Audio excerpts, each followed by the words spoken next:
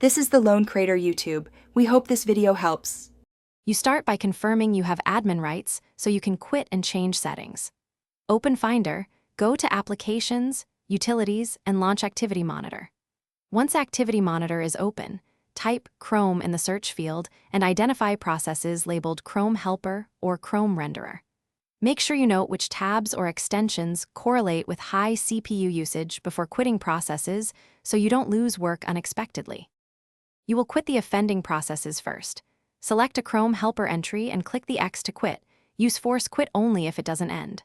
Once CPU usage drops, open Chrome and go to Chrome//extensions to review enabled add-ons. You're looking for anything you don't recognize or that lists heavy permissions.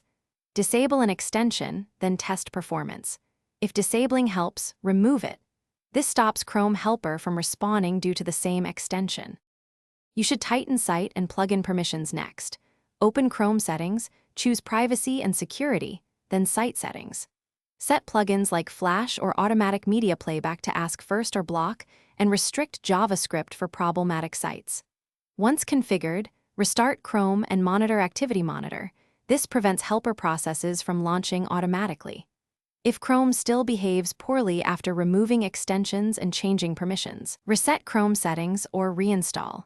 If that fails, one troubleshooting tip is to create a new Chrome user profile to isolate config issues. Thanks for watching. Consider subscribing if we helped you.